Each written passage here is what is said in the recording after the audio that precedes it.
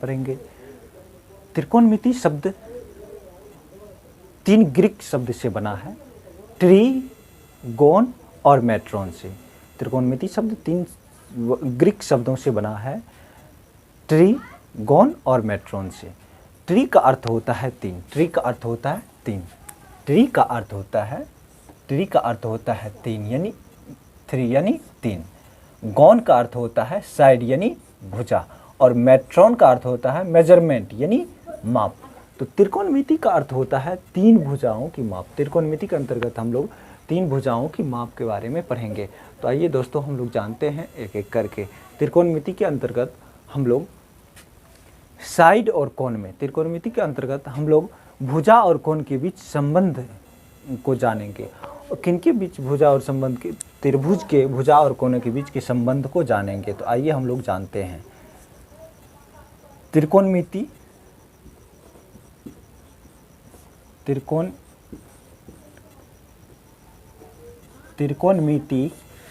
में त्रिभुज की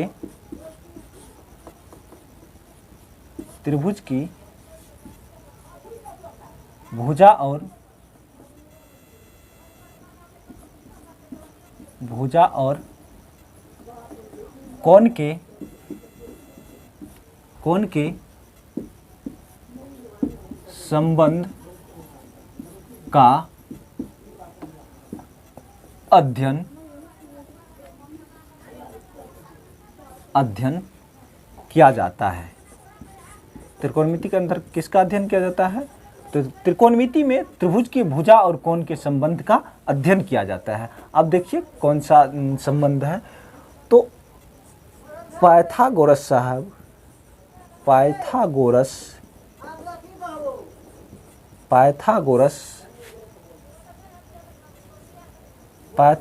परिमेय के अनुकूल पाइथागोरस साहब कह चुके हैं कि किसी समकोण त्रिभुज में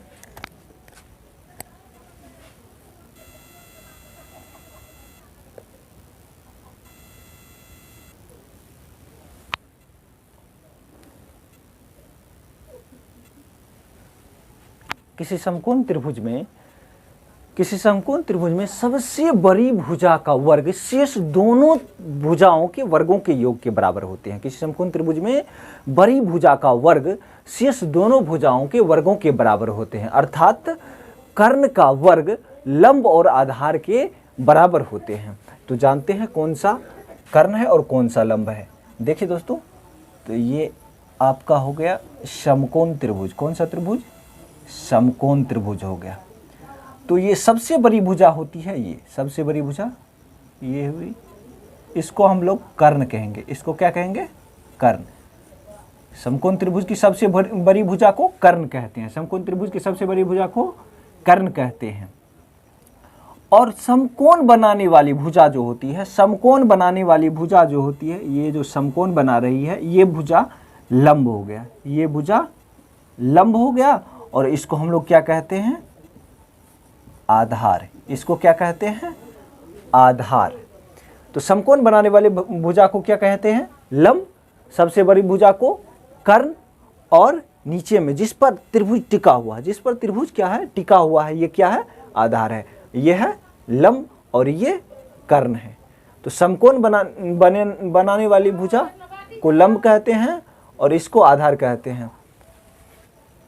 तो आइए हम लोग जानते हैं बारी बारी से। तो पाइथागोरस प्रमेय के अनुसार सबसे बड़ी भुजा का वर्ग यानी कर्ण का वर्ग शेष दोनों भुजाओं के वर्गों के योग के बराबर होते हैं। तो शेष दोनों भुजा यानी लंब और आधार के वर्ग के बराबर होंगे। कर्ण का स्क्वायर लंब और आधार के स्क्वायर के बराबर होते हैं। कर्ण का स्क्वायर लंब और आधार के स्क्वायर के बराबर होते हैं, अर्थात कर्ण स्क्वायर बराबर लंब स्क्वायर प्लस आधार स्क्वायर होता है। कर्ण स्क्वायर बराबर लंब स्क्वायर प्लस आधार स्क्वायर होता है। जानते हैं? देखिए दोस्तों, इसी से त्रिकोणमिति का 3 फार्मूला निकलता है। क्या निकलता है? कर्ण बराबर।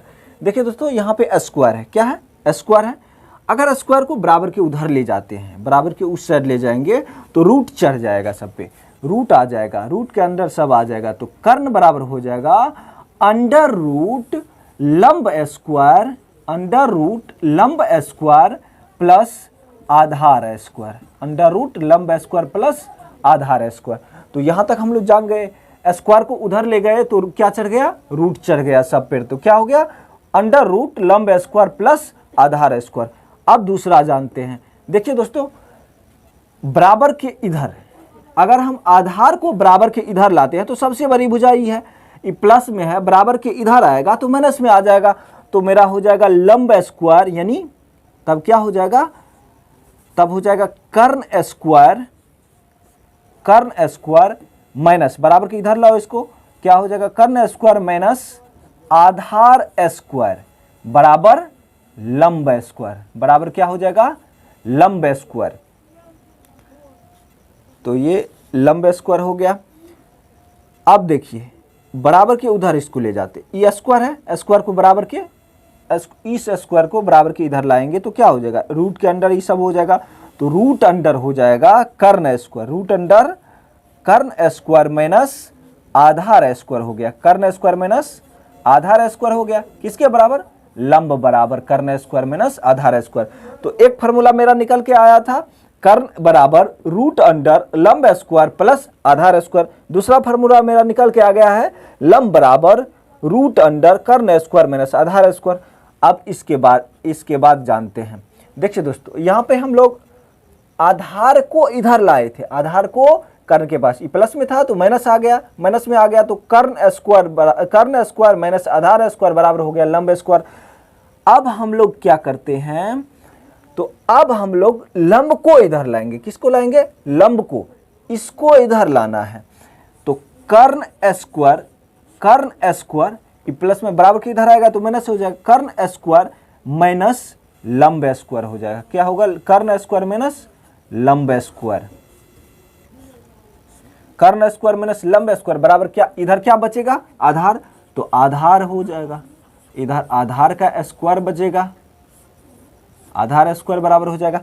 अब रूट को जब इधर लाएंगे तो सब रूट, स्क्वायर को जब इधर लाएंगे तो रूट चढ़ जाएगा, तो स्क्वायर को इधर लाएंगे तो इधर हो जाएगा आपका अंडर रूट कर्ण स्क्वायर, अंडर रूट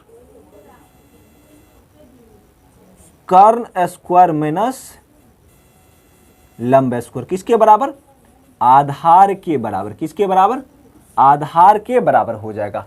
दोस्तों पाइथागोरस परिमेय कह रहा था कि कर्ण स्क्वायर बराबर लंब स्क्वायर प्लस आधार स्क्वायर होता है।